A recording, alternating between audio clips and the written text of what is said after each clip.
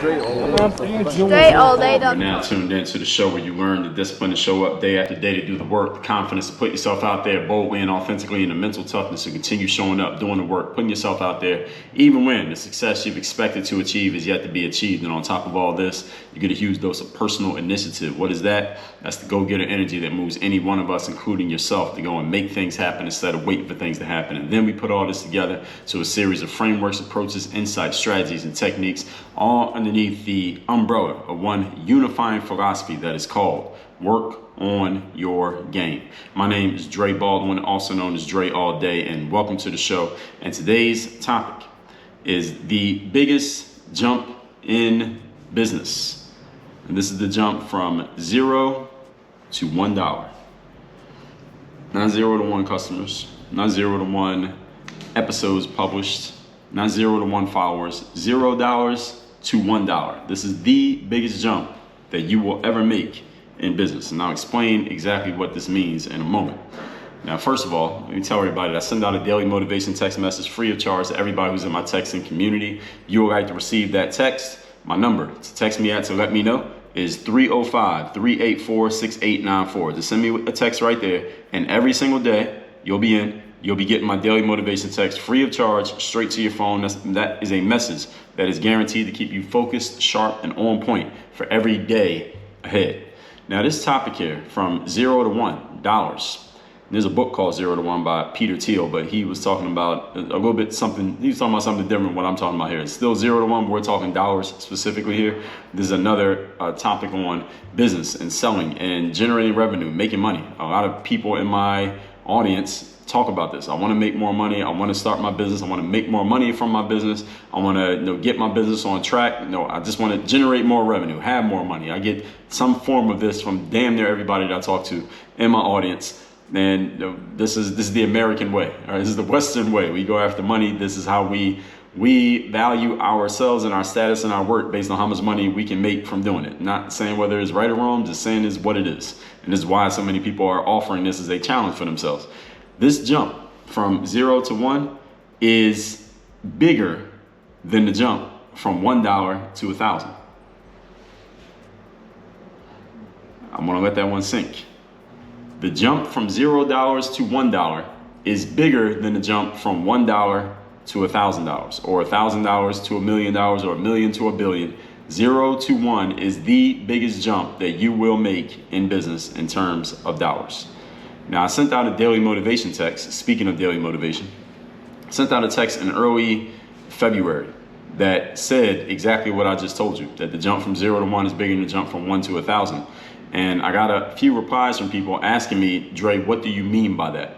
Could you explain that? What does it mean? There were a few people who read it and they said, oh, yep, you're absolutely right. I get it. And there are a few people who didn't quite get it. And I told them that this was coming, this episode right here. I was going to make an episode explaining it. And I gave a few of them a 1 or 2 sentence explanation in short of what it meant. But today I'm going to give you the full context, as I normally do, of what exactly that means.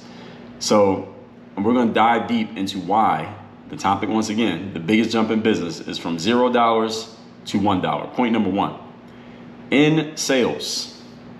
And how many people listen to this are in sales? Y'all should know the answer to this already. Everybody is in sales. When you are in sales, a buyer is a buyer is a buyer. All right, this is a saying that we all say in the sales world. Any of you who wants to sell something, remember what I'm telling you right now. And not only this sentence, but the one that comes after it. A buyer is a buyer is a buyer, period. And, comma, a non-buyer is a non-buyer is a non-buyer, period. Remember both of those sayings. You just meld it into one saying and keep it in your mind forever. What does this mean? Well, this is what I talked about in episode 1895. How to use social media for your business the right way. Not just using it because you think you need to be on social media. I hear a lot of people especially people in the thought leadership world, or people who want to sell stuff on the internet, say things like, well, I need to be on social media. Why do you need to be on social media? They can't really answer the question other than saying, well, isn't that what I'm supposed to do? Isn't that what everybody else is doing? So I just need to be on social media. That is the wrong reason to do anything, is because everybody else is doing it. If you're going to be on social media, listen to episode 1895. if you want to be on social media and you want to use it for business, listen to episode 1895 so I can tell you how to do it the right way. It doesn't matter what business you're in. I'll explain to you how to use social media in a way that makes sense so that social media is not using you, which is what's happening to a lot of people who think they, quote, need to be on it, close quote. I talked about that in episode 1690. So if you haven't listened to episode 1690 and episode 1895, I suggest you listen to both of those back to back so you understand the game that you're in. I told you about that in episode 1210. Don't complain, play the game. But many of you think you're playing a game. You don't even know what game you're playing. And if you don't know what game you're playing, as the old saying goes, to paraphrase it, you're the one getting played. If you don't know what game you are playing, there is a game being played, but you're the one that's getting played. You're like the ball in the game. You're not the actual player shooting the ball. You're the ball being dribbled and passed around and shot by people who know the game better than you do. So make sure you know what game you're in. And many business people out there, or wannabe business people, don't even know what game they're in. They wonder why they're not winning. So listen to episode 1895 and episode 1690. I also talked about this way back in episode 1114, 3 years ago. I asked you the question and then I answered it. How much does social media matter to or for your business? If you can't answer that question, the question being, how much does social media matter to or for your business? And once you answer, how are you using social media for your business? What parts of social media do not matter for your business? And how do you know? If you can't answer those questions, then social media is probably using you. How do I know this? Because the people who run social media platforms, they're really fucking smart. All right, these people are not idiots. They are really, really smart. You know how smart they are? They have billions of us using their platforms, giving up all of our privacy and giving all of our time and attention to their platforms every single day, and they're giving us nothing in exchange other than dopamine hits. So we have given up our privacy, we've given up our attention, and we're giving our time and energy to these platforms. You think a dumb person can get you to do that? Give up all your most valuable resources for nothing? They're not paying you to use it. Then you get paid to use Instagram? And then you're getting paid to scroll through Facebook? No, but you use it every day. How is that? Because the people who work at those platforms are really, really smart. They might even be smarter than you. But here's the thing. Might be smarter than me too. Here's the thing. You don't have to be smarter than them in everything. You just got to be smarter than them in how much you're using them so that you use them instead of them using you. That's all. Only thing you got to protect yourself against. Here's the point. We're still on point number 1 here. Many of your most avid followers and commentators on social media are not the same people who are your best buyers, i.e. the people who spend the most money on the stuff that you actually sell. You need to understand this logically, you need to understand it emotionally, and you need to adjust accordingly. Let me say it again, because I know some of you didn't hear it, and some of you did hear it, but it didn't get through your brain yet, so I'm gonna say it again.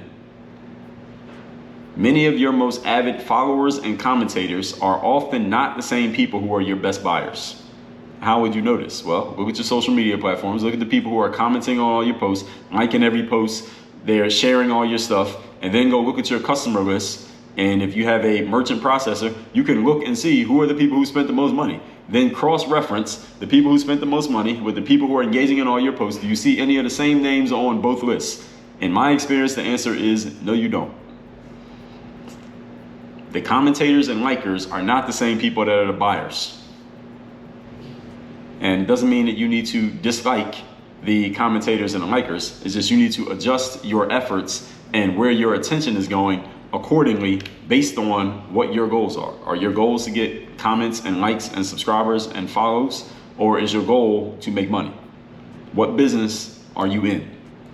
This is a question that you need to answer.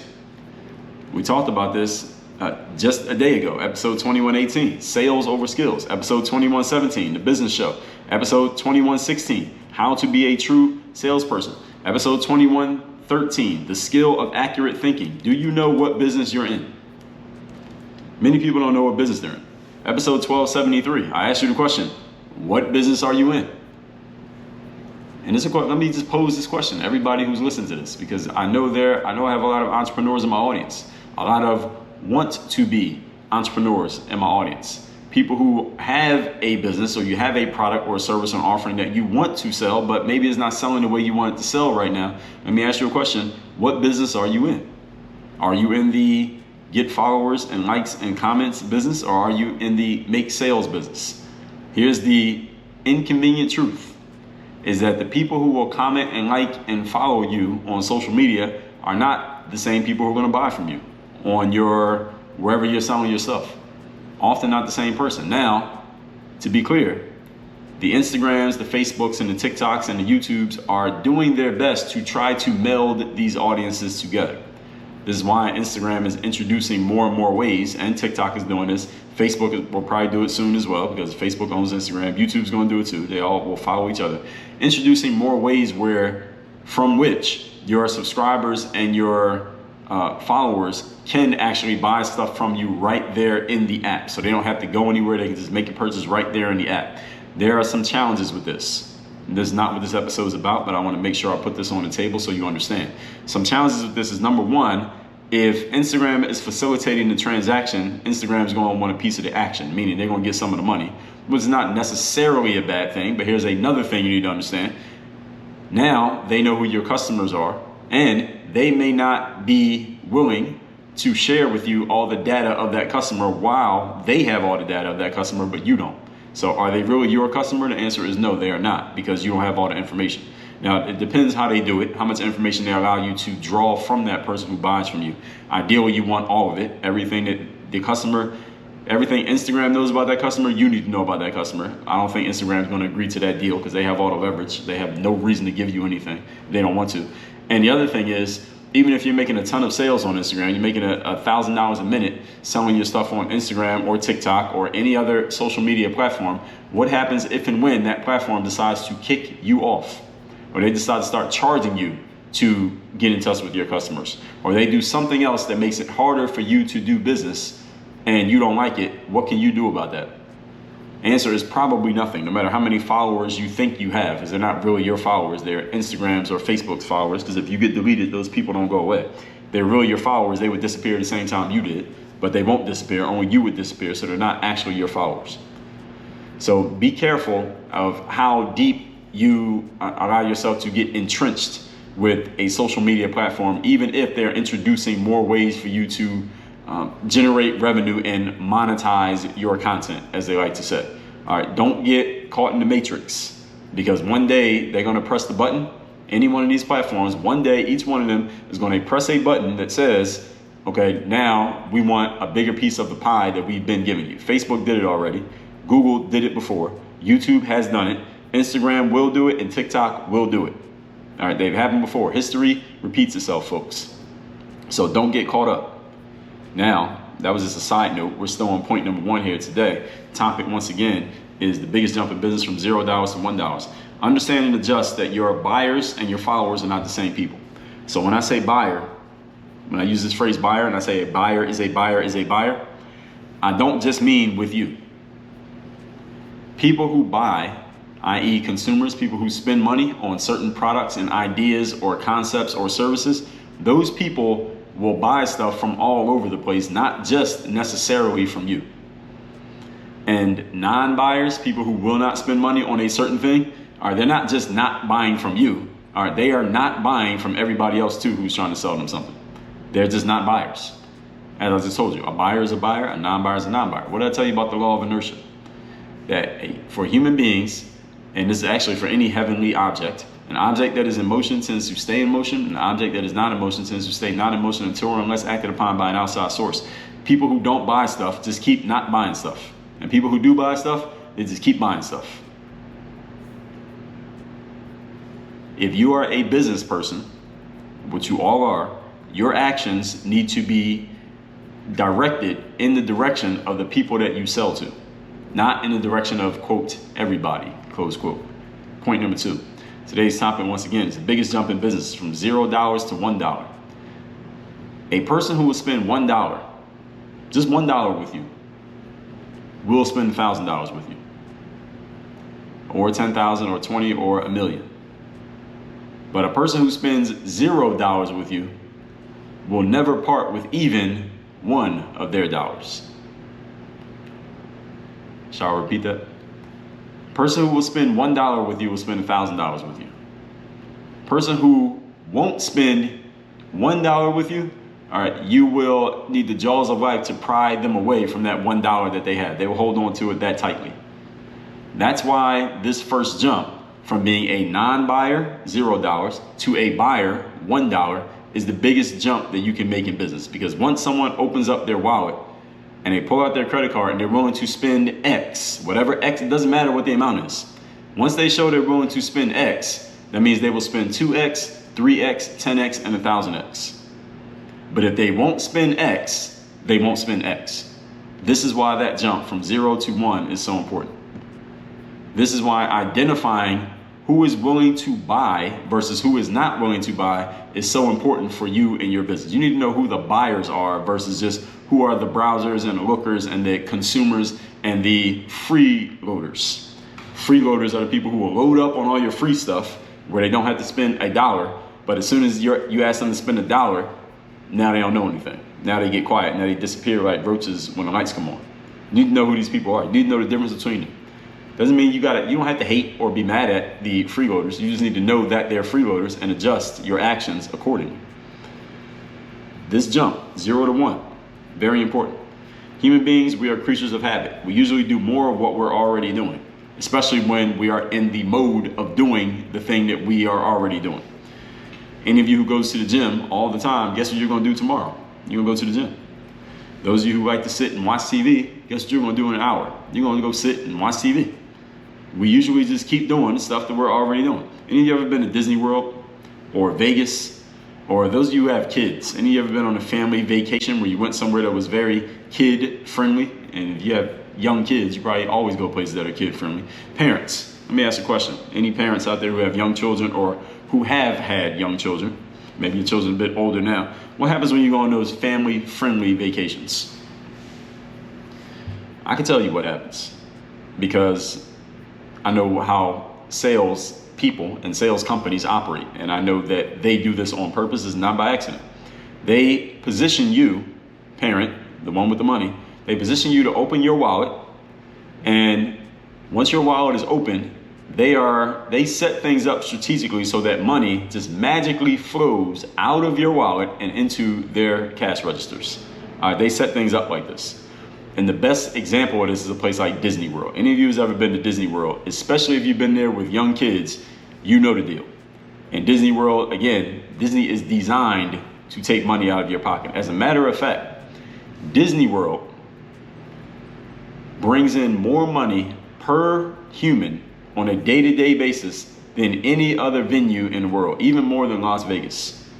And you would think Las Vegas, when you think about your idea of Las Vegas and your idea of Disney World, you think Las Vegas is like big money. Like you got people spending thousands of dollars on every hand at some card table, and hundreds of dollars on every roll of the dice, and they're going to these shows, and the drinks cost way more than they're supposed to, and the buffet's $80 a person. You would think that Las Vegas makes more money per person every day. No, they do not.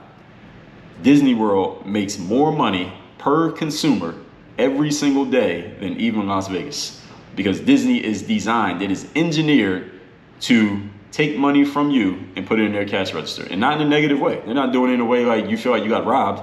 They set it up in a way that you will keep buying stuff. Why? Because they know what I just told you. A buyer is a buyer is a buyer. And once they turn you into a buyer, i.e. they get you to make the first purchase, it's much easier for you to make the 17th purchase in the same day. That's how it works.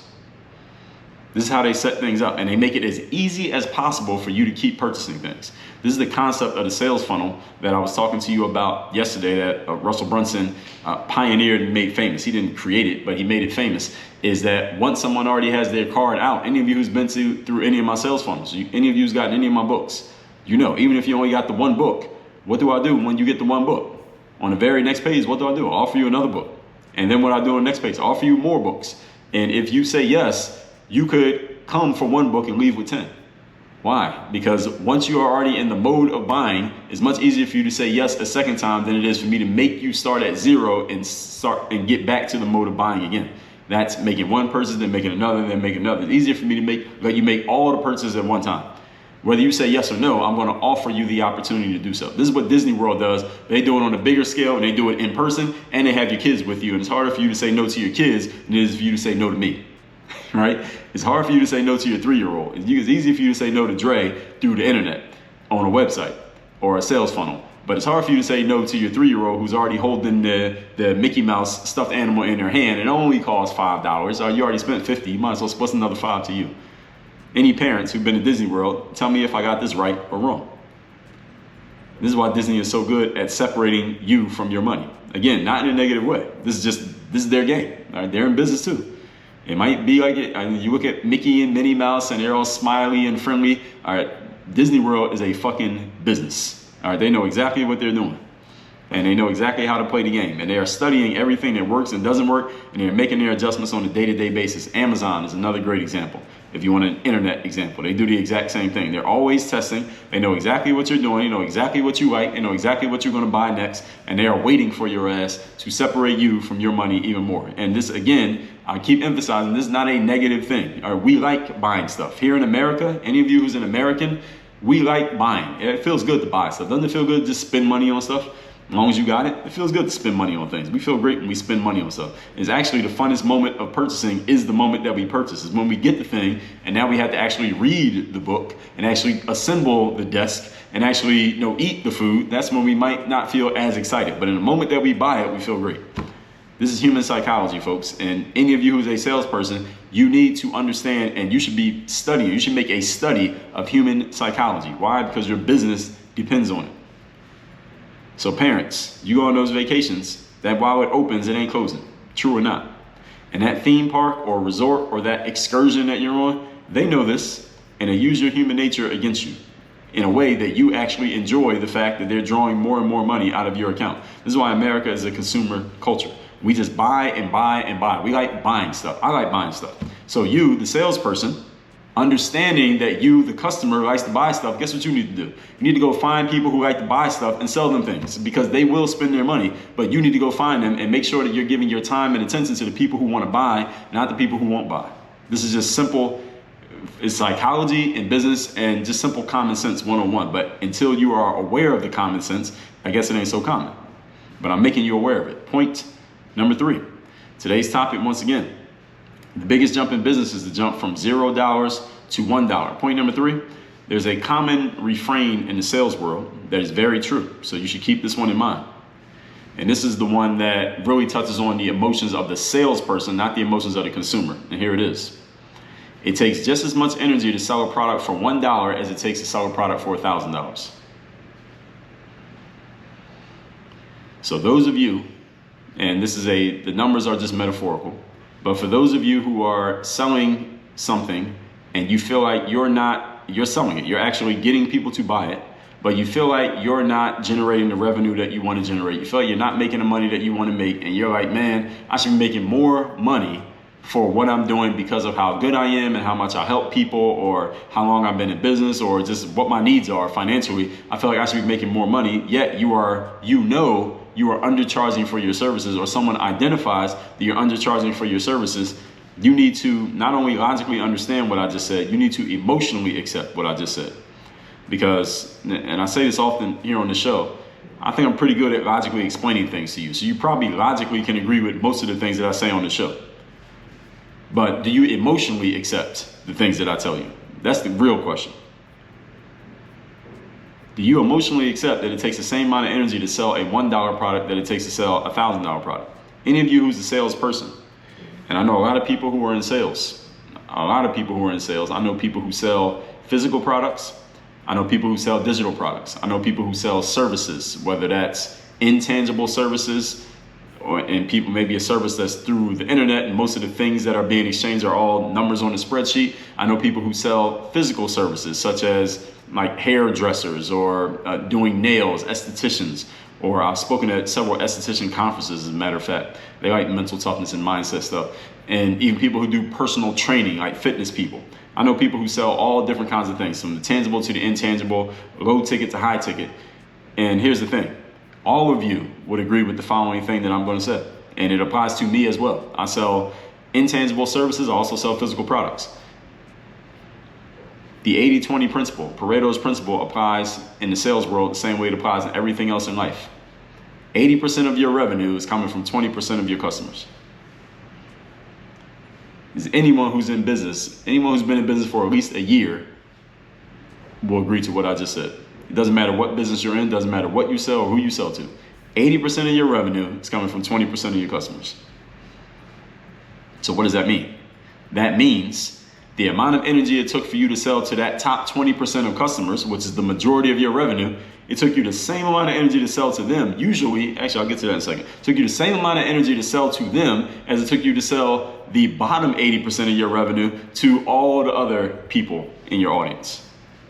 Or the bottom 20% of your revenue, excuse me, to the other 80% of your audience. And usually, in my experience, and again, any of you who sells anything, has been in the sales game, who sees it different, actually, if you see it the same, you should let me know as well. Here's the thing. It usually takes less energy to sell to people who are willing to spend more money. People who spend more money are usually less of a headache. They complain less. You have fewer problems dealing with them. They are much easier to deal with. They're much more fun to deal with. You probably more look forward to dealing with them, the people who spend more money. This is the paradox of sales, is the paradox of human nature, is the paradox of money, is the paradox of business. It is easier and you make more money selling things for a higher price than it is to sell things for a low price. And you have to do less work because you only have to talk to fewer people. If you got 100 customers, 20 of that 100 customers is producing 80% of your money.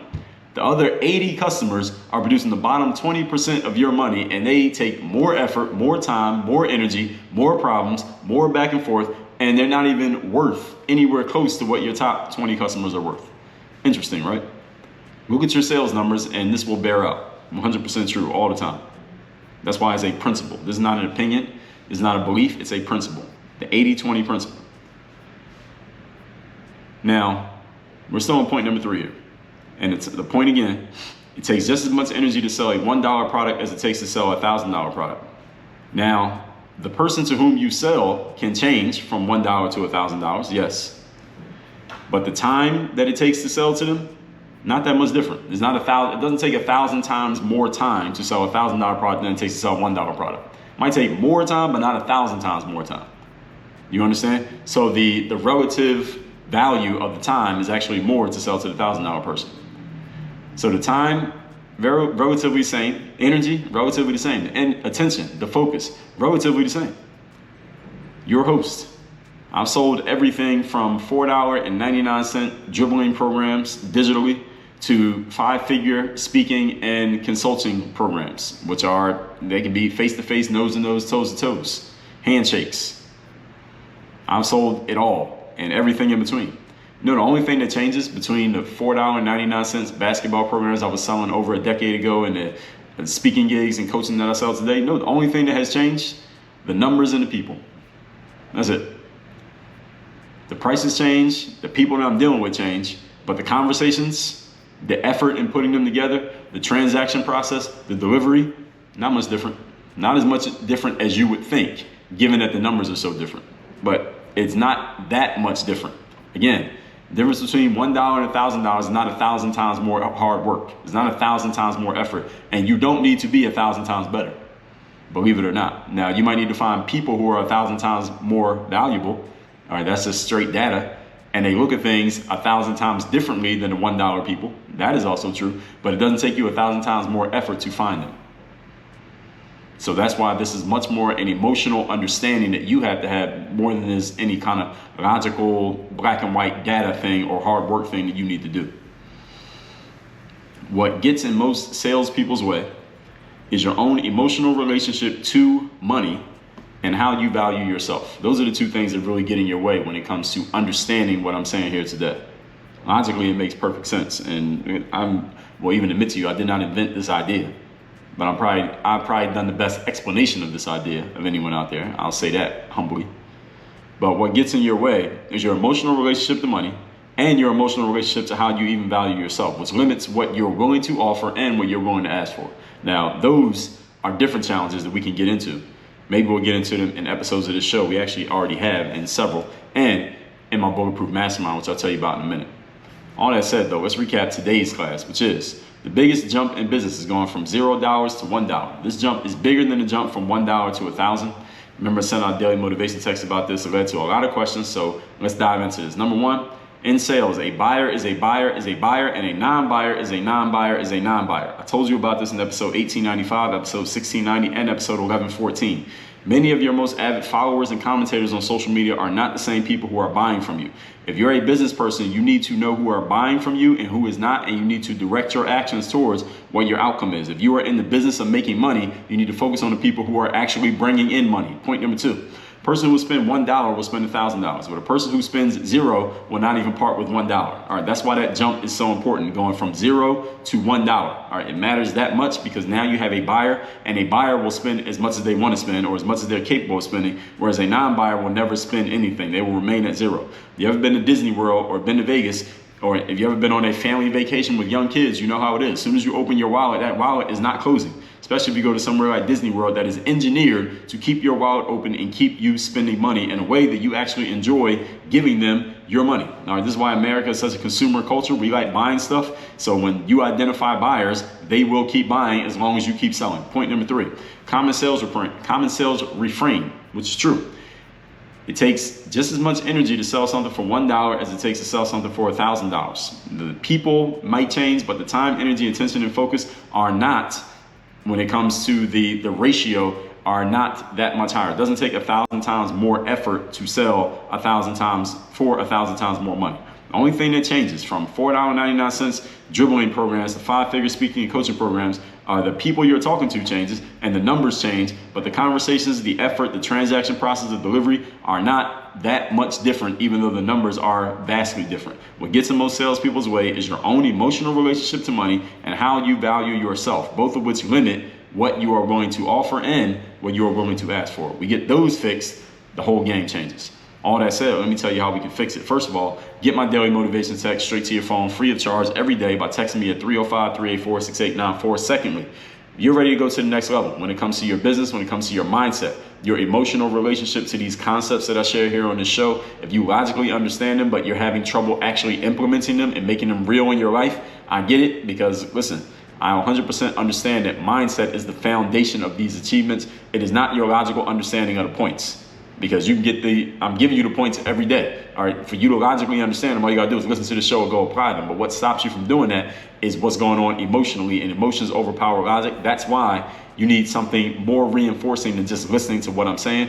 That's why at workonyourgameuniversity.com, you can work with me directly, whether it's in my group coaching, Bulletproof Mastermind, one-on-one coaching. Go to workonyourgameuniversity.com. That's workonyourgameuniversity.com. Take a look at the options. And let's get to working so that we can get you emotionally on the same track that you're on logically, so you can actually get results that match your skill set and your information and your knowledge. Work on your game. Dre all day.